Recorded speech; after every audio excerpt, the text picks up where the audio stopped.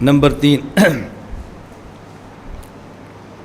بسا اوقات آیت کا شان نزول بیان کرتے ہوئے 2 روایتیں آتی ہیں، ان میں ایک روایت قوی ہوتی ہے، ایک ضعیف ہوتی ہے، تو قوی روایت کو ترجیح دیں گے اور ضعیف روایت کو چھوڑ دیں گے۔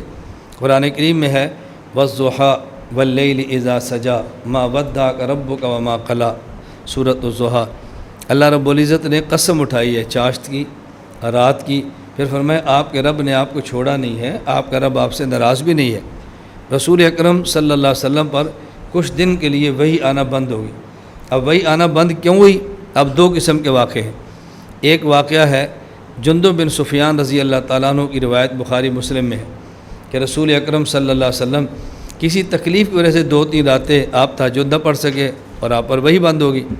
ایک کافرہ عورت نے کہا کہ الیاذ باللہ الیاذ باللہ الیاذ باللہ، نقل کفر نہ بات ہے کہ تیرا شیطان تجھ سے راضی ہو گیا، اب تجھے باتیں بتاتا نہیں ہے۔ اس وجہ سے پھر آیت نازل ہوئی، نہ آپ کے رب نے آپ کو چھوڑا بھی نہیں، آپ کا رب آپ سے ناراض بھی نہیں ہے۔ یہ صحیح بخاری میں واقعہ شان نزول موجود ہے۔ دوسرا المعجم الکبیر للطبرانی میں ہے کہ ایک کتے کا بچہ تھا، نبی پاک صلی اللہ علیہ وسلم کے گھر میں مر گیا، اس کی وجہ سے بو آتی تھی، وہی نہیں آ رہی، تو حضور اکرم صلی اللہ علیہ وسلم نے خولہ رضی اللہ تعالیٰ عنہ نبی پاک صلی اللہ علیہ وسلم خدمت فرماتی تھی، ان سے پوچھا کہ مسئلہ کیا ہے، ہمارے گھر میں بو آ رہی ہے، وہی نہیں آ رہی، تو انہوں نے کہا صفائی کرتے دیکھا تو کتے کا مرا ہوا بچہ ملا، تو اس وجہ سے وہی آنا بند ہوگی۔ اب دیکھو روایتیں 2 ہیں، اور اس کے بعد یہ آیت نازل، جب گھر کو صاف کیا تو آیات نازل وَالضُّحَىٰ وَاللَّيْلِ إِذَا سَجَىٰ مَا وَدَّعَكَ رَبُّكَ وَمَا قَلَىٰ۔ لیکن صحیح بخاری میں روایت قوی ہے، المعجم الکبیر للطبرانی میں روایت ضعیف ہے۔ ہم ضعیف روایت کو چھوڑ دیں اور قوی روایت کو اس کا شان نزول قرار دیں گے۔ تو آیت کے شان نزول میں روایتیں 2 ہوں، ایک ضعیف اور ایک قوی ہو، تو ترجیح قوی کو دیتے ہیں اور ضعیف روایت کو ترک کر دیتے ہیں۔ نمبر 4، بسا اوقات ایک آیت کے شان نزول میں 2 روایتیں ہوتی ہیں، سندن دونوں قوی ہوتی ہیں، لیکن ایک روایت پہ وجہ ترجیح ہوتی ہے، اس کی بنیاد پر اس کو ترجیح دیتے ہیں اور شان نزول قرار اس روایت کو دیتے ہیں، دوسری روایت کو شان نزول قرار نہیں دیتے، بنیاد نہیں بناتے۔ اس کی مثال سمجھیں، قرآن کریم میں ہے وَيَسْأَلُونَكَ عَنِ الرُّوحِ قُلِ الرُّوحُ مِنْ أَمْرِ رَبِّي وَمَا أُوتِيتُم مِّنَ الْعِلْمِ إِلَّا قَلِيلًا، سورۃ الاسراء آیت نمبر 85، کہ رسول اکرم صلی اللہ علیہ وسلم سے پوچھا گیا کہ روح کیا ہے، آپ فرماؤ کہ روح اللہ کا ایک امر ہے۔ اب اس کا شان نزول کیا ہے؟ حضرت امام بخاری رحمۃ اللہ علیہ نے صحیح بخاری باب قول اللہ تعالی وما اوتیتم من العلم الا قلیلا، اس کے تحت عبداللہ بن مسعود رضی اللہ عنہ سے روایت نقل کی ہے کہ میں نبی کریم صلی اللہ علیہ وسلم کے ساتھ مدینہ کے بازار میں تھا، چل رہا تھا، یہودیوں سے گزر ہوا، ان یہودیوں نے پوچھا ہمیں بتائیں کہ روح کیا ہے۔ آپ صلی اللہ علیہ وسلم تھوڑی دیر کی رکے، کچھ دیر کے بعد آپ نے سر مبارک اٹھایا تو میں سمجھا کہ آپ کو وحی آ گئی ہے، تو اس کے بعد آپ نے یہ آیت تلاوت کی وَيَسْأَلُونَكَ عَنِ الرُّوحِ قُلِ الرُّوحُ مِنْ أَمْرِ رَبِّي۔ دوسرا واقعہ جامع ترمذی میں، جامع ترمذی کے اندر سورہ بنی اسرائیل کی تفسیر کے اندر موجود ہے کہ حضرت ابن عباس رضی اللہ عنہما سے روایت ہے کہ قریش نے یہود سے کہا ہم کوئی ایسا سوال بتاؤ کہ اللہ کے حضرت محمد سے پوچھیں اور اس کا وہ جواب نہ دے سکے، کوئی مشکل سا بتاؤ، تو یہود نے کہا ان سے پوچھو روح کیا ہے۔ اس پر آیت نازل ہوئی وَيَسْأَلُونَكَ عَنِ الرُّوحِ قُلِ الرُّوحُ مِنْ أَمْرِ رَبِّي۔ اب دیکھو واقعات 2 ہیں، لیکن عبداللہ بن عباس رضی اللہ تعالی عنہما جو واقعہ پیش فرما رہے ہیں یہ اس بات کو ذکر نہیں کرتے کہ میں موجود تھا، میری موجودگی میں سوال ہوا، میری موجودگی میں آیت نازل ہوئی، اتنا کہتے ہیں کہ یہود سے مشرکین نے پوچھا، پھر مشرکین نے یہود سے پوچھ کے سوال کیا اور اس پر آیت نازل ہوئی۔ اور عبداللہ بن مسعود رضی اللہ عنہ فرماتے ہیں کہ میں حضور کے ساتھ تھا، یہودیوں نے سوال کیا، آپ نے کچھ دیر سر کو جھکایا، پھر آپ نے سر اٹھایا، پھر آپ نے آیت تلاوت کی۔ اب عبداللہ بن مسعود موقع کے اندر موجود ہیں اور حضرت عبداللہ بن عباس موقع میں موجود نہیں۔ 2 بندے واقعہ پیش کریں اور ایک بندہ میں خود موجود تھا، دوسرا کہتا ہے میں موجود تو نہیں تھا، تو موجود ہونا ایک وجہ ترجیح ہے، لہذا عبداللہ بن مسعود رضی اللہ عنہ کی روایت کو شان نزول قرار دے دیا جائے گا۔ نمبر 5، بسا اوقات اسباب نزول ایک سے زائد ہوتے ہیں، کیوں؟ ایک واقعہ پیش آتا ہے، پھر دوسرا پیش آتا ہے، پھر تیسرا پیش آتا ہے، اور تینوں واقعات کے بعد ایک صورت نازل ہو جاتی ہے، آیت نازل ہوتی ہے، تو اس کا شان نزول ایک واقعہ نہیں ہوتا، وہ سارے واقعات ہوتے ہیں اور آیت اس کے بعد نازل ہوتی ہے۔ مثلا حضرت عبداللہ بن عباس رضی اللہ عنہ فرماتے ہیں ہلال بن امیہ رضی اللہ عنہ نبی کریم صلی اللہ علیہ وسلم کے سامنے اپنی بیوی پر تہمت لگائی کہ میری بیوی نے کسی مرد کے ساتھ زنا کیا جس کو میں نے اپنی آنکھوں سے دیکھا ہے۔ اب اس کا حل کیا ہے؟ ایک عام عورت زنا کرے، عام مرد زنا کرے اور بندہ اس پر گواہی دے، اس کا حکم الگ ہے۔ اپنی بیوی پر زنا کا الزام لگائے، اس کا حکم بالکل الگ ہے۔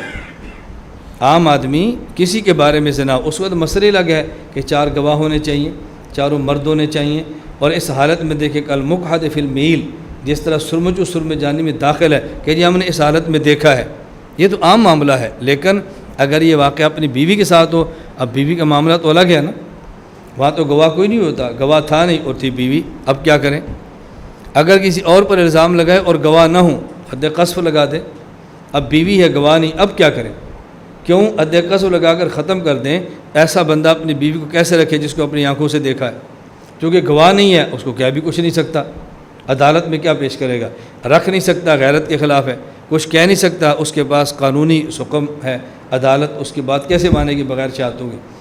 اب اس پر آیت نازل ہوئی والذین یرمون ازواجہم فلم یکن لہم شہداء الا انفسہم فشہادۃ احدہم اربع شہادات باللہ انہ لمن الصادقین۔ یہ لیان کریں کہ 4 قسمیں مرد اٹھائے کہ میں سچ بولتا ہوں، میں نے دیکھا ہے، پھر 5ویں قسم اٹھائے اگر میں جھوٹ بولتا ہوں مجھ پر خدا کی لعنت ہو۔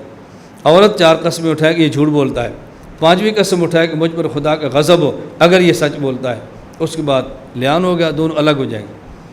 خامد اور بیوی کے طور پہ ملیں گے تو نہیں، لیکن ابھی طلاق نہیں ہوگی، اس کے بعد جب طلاق کا فیصلہ ہوگا تو الگ ہو جائیں گے، عدالت الگ کر دے گی یا طلاق ہو جائے گی۔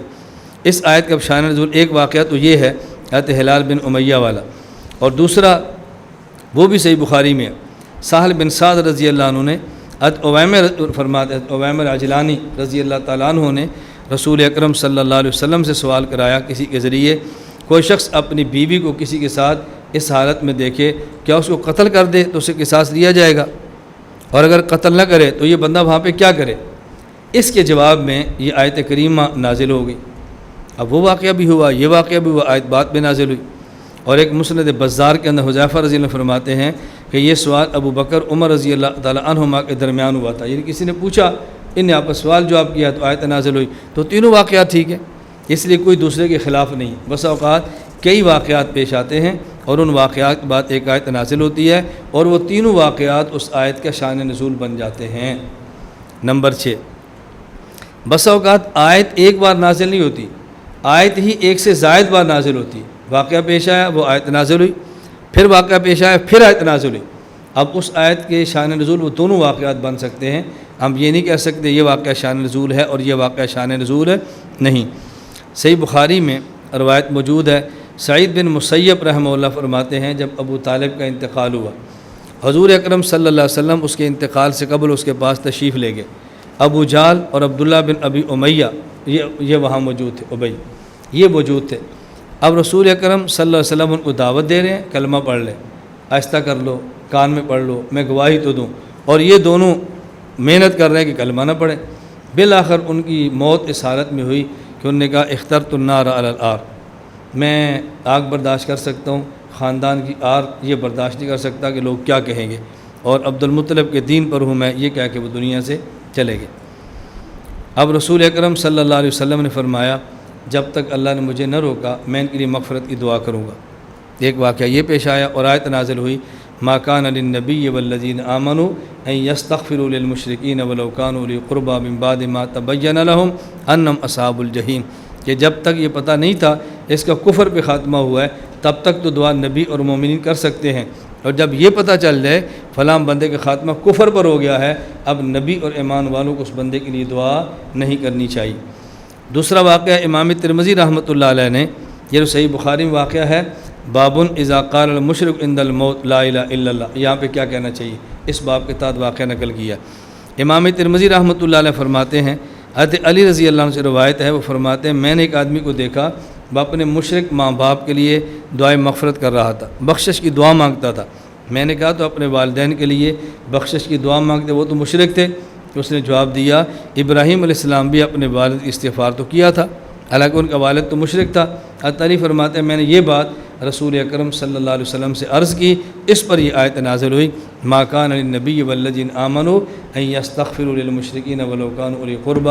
تو آیت دو بار نازل ہوگی، دو واقعات کی وجہ سے۔ اب اس میں کوئی تعارض نہیں ہے کہ اس آیت کا شان نزول یہ ہے اور اس آیت کا شان نزول یہ ہے، یہ الگ تلگ نہیں۔ لا الہ الا اللہ، لا الہ الا اللہ، لا الہ الا اللہ، ما لنا رب سواه۔